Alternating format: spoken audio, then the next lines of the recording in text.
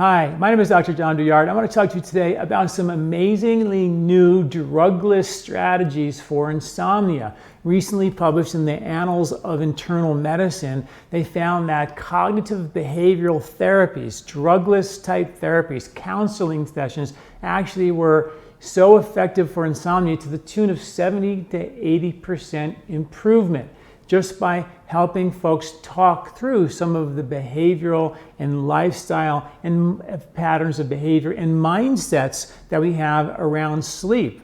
They asked you to take a test, which we have also listed here in the article associated with this video, called the Insomnia Severity Index Test. We take this very short 7-question quiz, and you see if you're a candidate for actually this cognitive behavioral therapy.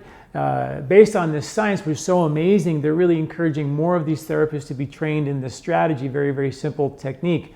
Of course, the medications for insomnia are less than wonderful. Ambien has a host of side effects, including, waking up in the middle of the night, driving your car, going to eat food, out to restaurants without even realizing you're doing it. These are some serious side effects that these natural drugless therapies may be very effective for. And what the interesting thing is that it wasn't an instant cure. It took 6 or so to 7 to 8 therapy sessions to actually get people to get through the hump. In other words, it's people want that instant cure, but this took some behavioral changes, some mindset shifting to make the benefits, really stick. And when they did stick and people stuck it out, there was a 70 to 80% improvement. That's powerful with no drugs. How cool is that? Now, of course, rewind thousands of years ago in Ayurvedic medicine, they talked exactly about that. Lifestyle, behavioral, management therapies for sleep and sleep disorders as well.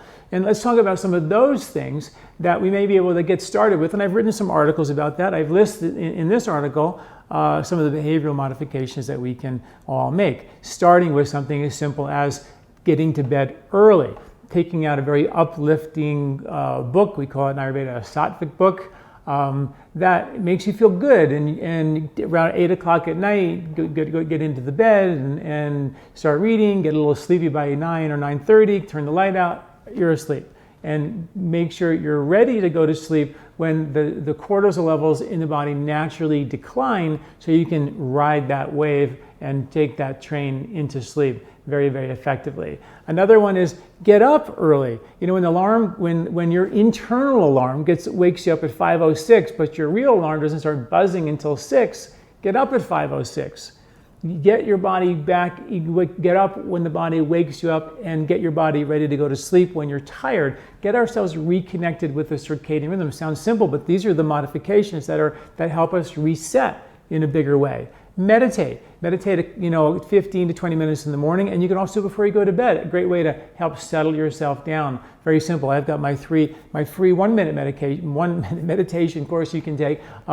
It's a video you can watch and just search that on my website and learn how to do our simple meditation. Of course, we have our online 6-week meditation course you can take as well if you want to learn more in depth about meditation. But meditation is key to reset the nervous system, to be still and to feel safe to go to sleep. So we're so revved up during the day that the cortisol levels, the stress hormones, don't settle down, and we stay stressed out into the night. This is a problem. So that's one technique. And one technique to help figure that out is don't eat late at night. Have a bigger lunch and a lighter, smaller, earlier supper. Ancient Ayurvedic recipe, new science proves that from a circadian rhythm perspective. Powerful stuff. Hydration. Drink a lot of water. A lot of times at night we wake up, we're thirsty, or we wake up to go to the bathroom. So make sure you drink a lot of water during the day and not in the evening, because you don't want to wake up and have to go to the bathroom, and that can get you up and sort of keep you up.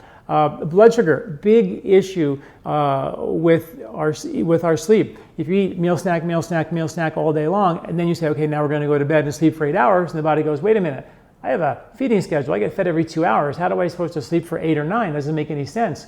So you want to make sure the body has a meal for breakfast, nothing, lunch, nothing, supper early, and then be able to make energy last through the night, burn fat, and sleep through the night as well. So no snacking allowed if you want to stabilize your blood sugar and train the body to be able to make long trips and sleep through the night.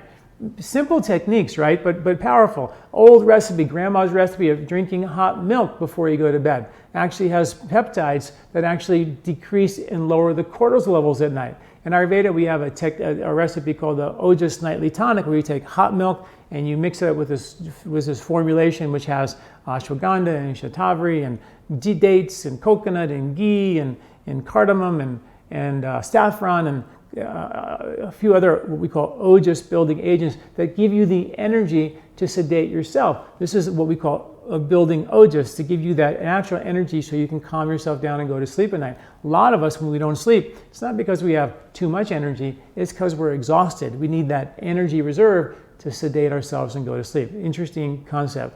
No TV, electronics, or Wi-Fi when you're sleeping. No TV in the bedroom, turn off all the Wi-Fi if you can, have a master switch, turn off all the Wi-Fi, cell phones plug in, off in the next room, get those out of there. Hot bath before you go to bed is a nice way to settle yourself down with a nice oil massage.